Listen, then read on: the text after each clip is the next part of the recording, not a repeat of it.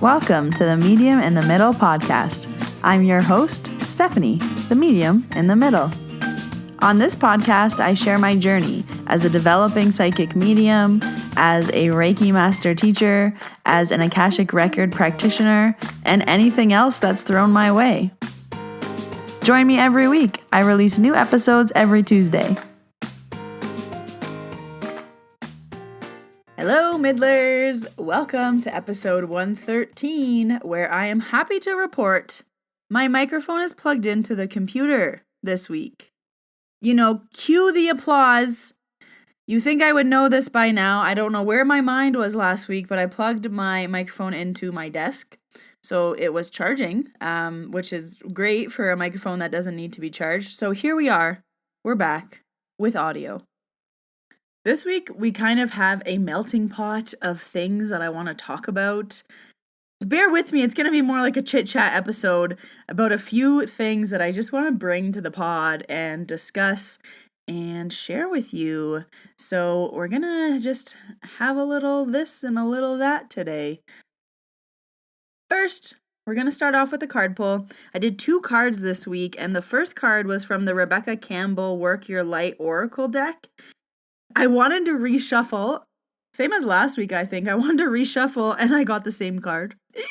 I only wanted to reshuffle because I'm pretty sure I've recently pulled this card from the Rebecca Campbell deck. The Ever Unfolding Rose.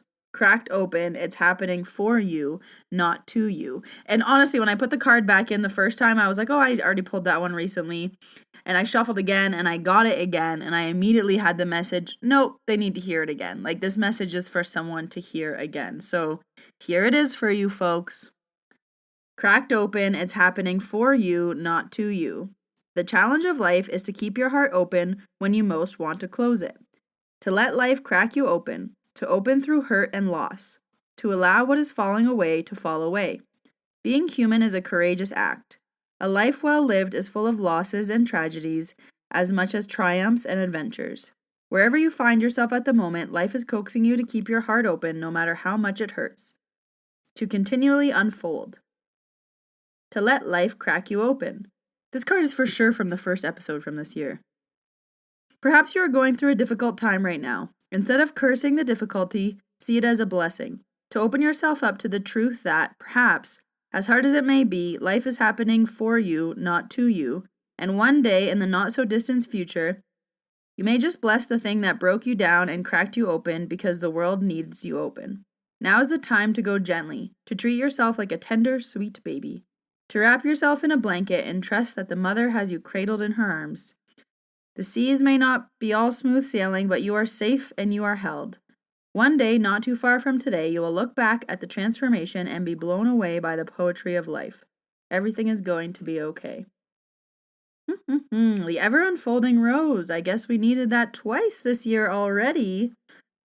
Interesting. Okay, and then the second card I wanted to bring back was from the mediumship deck that I was pulling from last year. So I pulled this card, Reaching Out to Spirit.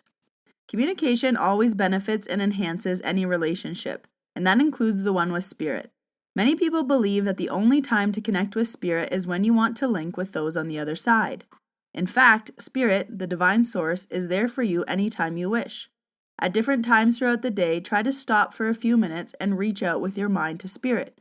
It could be simply to reach out and connect to say a quick hello, or it could be a good time to ask a more specific question. You might choose to ask a question about a situation that's happening in your life, a story you saw or heard on the news, or something that's happening elsewhere in the world. Equally, it could be a time that you simply seek guidance. Sometimes the response might come right away, or it might just take a little while. The answer can come in many different ways, such as a sign, a symbol, part of a dream, or even a synchronistic event.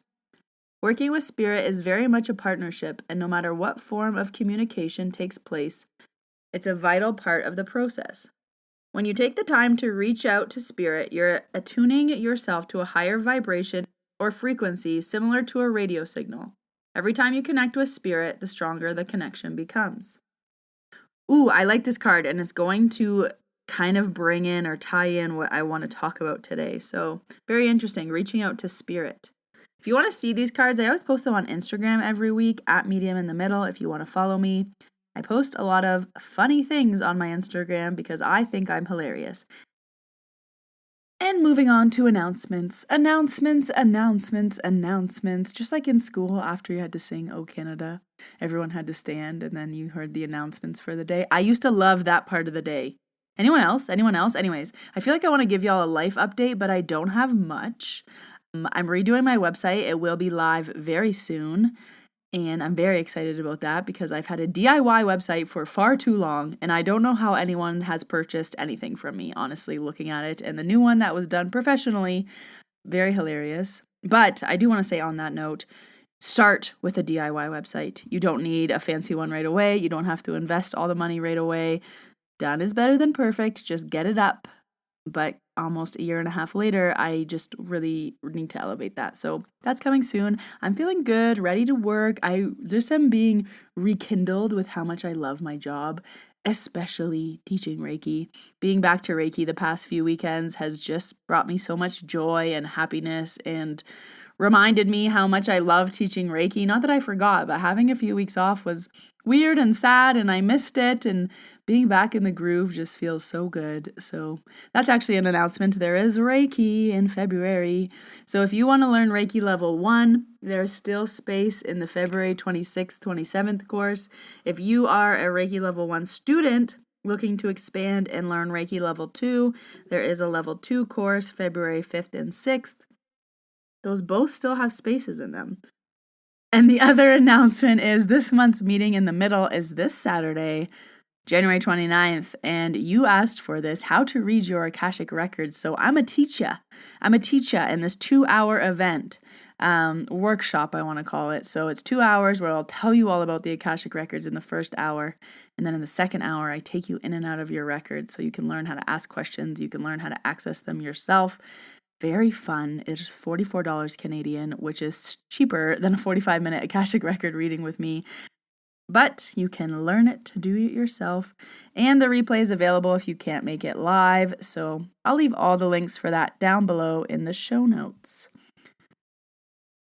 So I want to start off this chit-chatty episode with actually a huge takeaway that I got from another podcast. So I was listening to the Tony Robbins podcast, and I don't know about you, but I love Tony Robbins. I love his energy. I love his vibe. I always love his podcast. I always love his content that he puts out.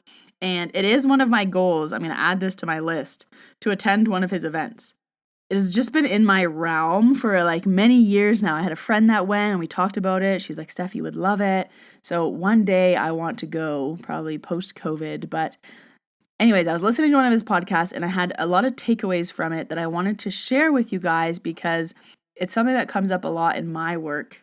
And speaking of the Akashic records, this comes up as a question a lot in the Akashic records. So someone in short form essentially asked Tony how to live in their purpose, how to find their purpose.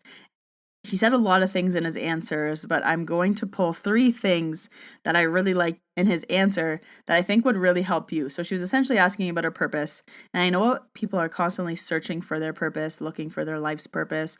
What do they do with their life? You know, their job isn't their life's purpose. And newsflash, your job is rarely your life's purpose.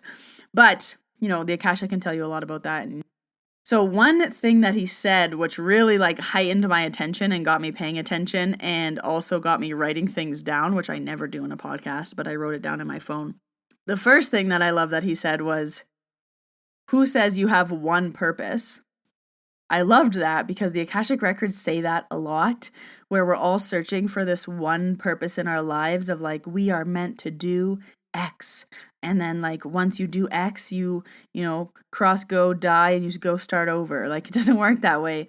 And they always explain it like your purpose is different when you're 7, 17, 27, 37, 57, 87. We're not having the same purpose, but the journey is the experience. So I loved when he just made it into like a simple sentence.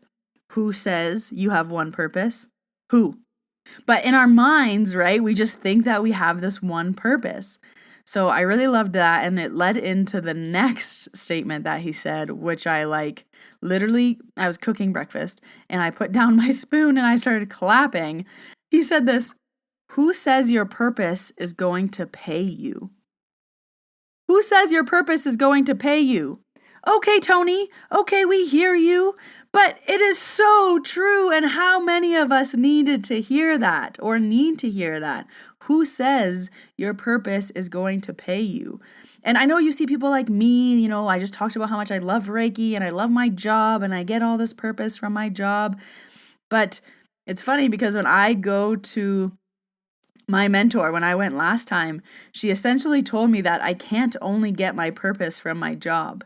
And she was saying, what if you no longer had your work? And I was like, what do you mean? She was like, what if your work was gone? What's your purpose? And I was like, huh?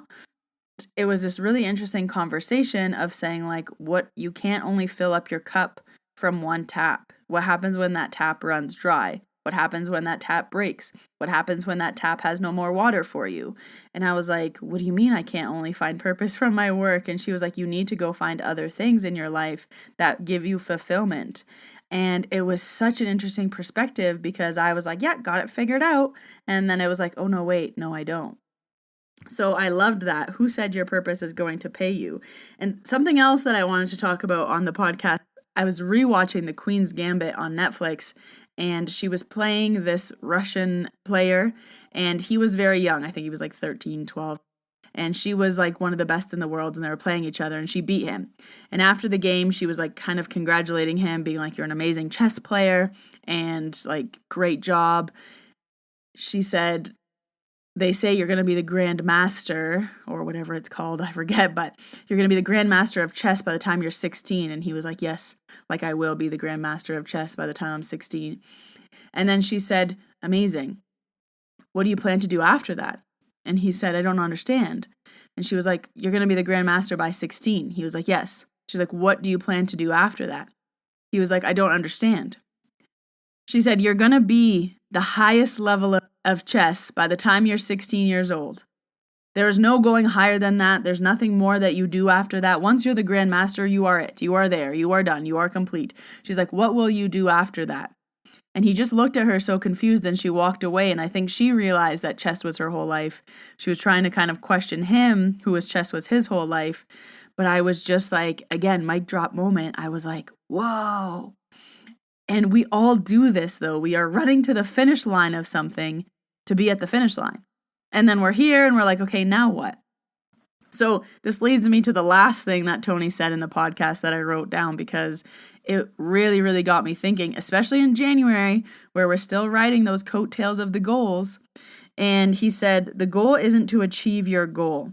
The goal is to grow. And this conversation was all around how someone was saying about how they wanted to make a certain amount of money. And he was like, okay, how much money do you want to make? And of course, everyone's number is $100,000.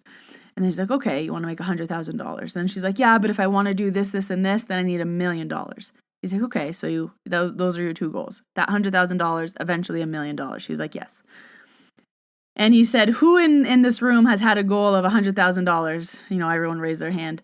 How long did it feel good once you hit that goal? 6 months, 3 months, 2 months, 1 week, 1 day, 1 hour? And then what? Then you just push your goal even bigger, right? So it really got me thinking, especially I feel this so deeply. We like chase goals or things, and then we get there and we're like, okay, cool. Now what? Like, okay, I made $100,000. Now what? Like, do I make it again? Is it the same goal? Is it that same feeling? Do I sit in this happiness? How long does this last? So it's like, what are you chasing? And the whole point is you're always moving the goalpost. So I really wanted to share that on the podcast because I know this was specifically about business, but it can be applied to spirituality and life's purpose and the Akashic Records and all of the things that we talk about here in so many different ways. It lit something up in me and I was like, I need to share this on the podcast, even though I'm just taking things from other places in my life and sharing it with you here. Definitely giving credit to Tony Robbins and the Queen's Gambit, but it was brought into my awareness for a reason, so I wanted to bring it into your awareness for a reason. The next thing that I wanted to talk about today was meditation. Almost a permission slip that you don't have to meditate to be spiritual, to connect, to go inwards. I know this is the opposite of everything you hear, but meditation is not my thing. And I know it's not the thing of a lot of people. I know it works for a lot of people, but I also know it doesn't work for a lot of people. So I just wanted to come and share that. So as you guys know, my second round of mentorship started in January, and I'm going through everyone's first session. And at the end of the session, my mentee said to me, he said, "Oh, I'm so happy you didn't just like tell me to meditate or something, because I was like, oh, this is not going to work." And he said, "Not that I thought that you were going to tell me to meditate, because I know you." He was like, "But I'm glad that this is more than this." And it made me LOL, like it made me laugh, because I said I would never tell anyone to meditate. Even in my courses, I don't. And it just brought up this interesting kind of subject of, we have this idea of things we should be doing. Oh, we need to meditate to be spiritual. We need to, whatever these kind of things are that we think we need to be doing. And I'm here to tell you, you don't have to. With that being said, I will say a disclaimer. Have I been told that I need to meditate because I'm ignoring a lot of things? Absolutely yes. And do I avoid meditating for that reason? Absolutely yes. So I know that it can help me, but I also know it doesn't work for everybody. So I wanted to just bring that here and tell you that if meditation doesn't work for you, that's okay. Find other ways to silence your mind. I always say, have a bath, have a shower, go for a walk with no headphones. Give yourself an opportunity to tune in, but it doesn't have to be sitting on a meditation pillow with incense playing, some music, the birds are chirping. Like, it doesn't have to be this entire setup. It can be whatever it needs to be for you to go inwards, because that inwards time is very, very important, but we're not all going to get there with the same outcome. So I just wanted to share that here, because I shared it on Instagram and I got a lot of DMs being like, "Oh my gosh, yes, thank you for saying that." And I think we need to talk about that more. Like, the things that work for some or most is not going to work for all. And we don't need to do things to be quote unquote spiritual, a medium, into Reiki. I meditate every day. I don't meditate every day. Both are totally fine. So you can do whatever is best for you. Just give yourself some me time, some alone time, some quiet time, whatever that works for you. My de-stress time is the gym. My quiet time is whenever I'm in the shower or the bath. Want to bring in a meditation practice into my life, because for connecting with spirit and things like that, you need to kind of sit with intention. But as my mentor told me, she said to start with 2.5 minutes. She's like, "I want you to just breathe for 2.5 minutes." And I said, "Okay, I can do that." Have I started? No. Will I start? Yes. But realistically, she said that to me. Realistically, I want to say this to you, and be that permission slip if you needed it. We don't all need to meditate to be spiritual, to connect. We're all going to have different ways that we tune in. So don't feel bad if that is not your way. Thanks for, chit-chatting with me, hanging out, having this little melting pot of all the things. And I like the way it kind of all melded and worked out together. Akashic records, the cards, the mediumship, the meditation. I like it. I like it a lot. Like I said, all the links for everything I talked about at the beginning of the episode will be down below in the show notes. If you want to book an appointment with me, that will also be down below in the show notes. I do distance Reiki, Akashic records, and Psych K sessions. All the information is on my website. If you don't know what any of those are, I have podcasts for everything to teach you what they are. Even if you don't do a session, you can go learn something new. And that is all for me this week, folks. And I will see you next week in your ears. Bye, Middlers. See you next week.